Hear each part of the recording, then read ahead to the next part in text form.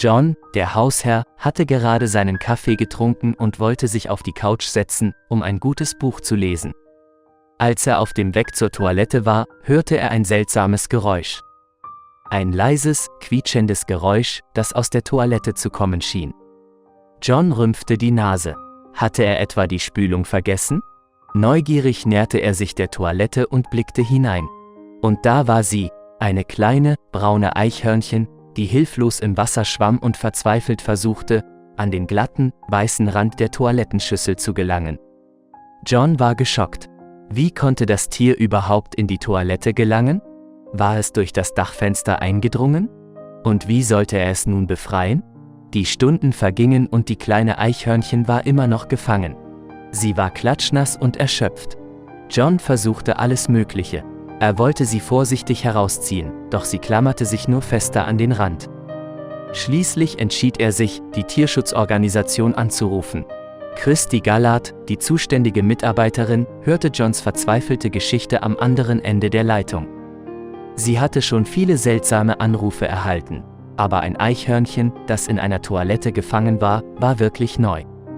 Mit Ruhe und Gelassenheit erklärte sie John, wie er die Eichhörnchen am besten befreien könne.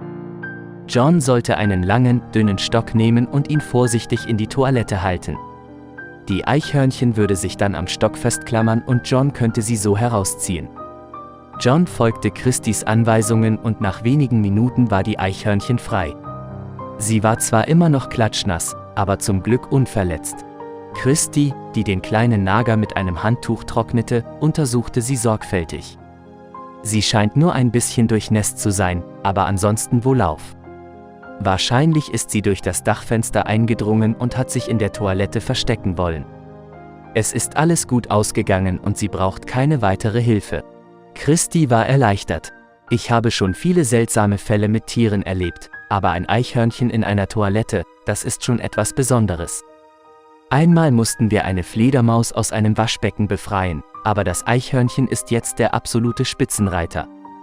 John bedankte sich bei Christy und setzte die Eichhörnchen, die nun trocken und wieder voller Energie war, in einem nahegelegenen Park aus.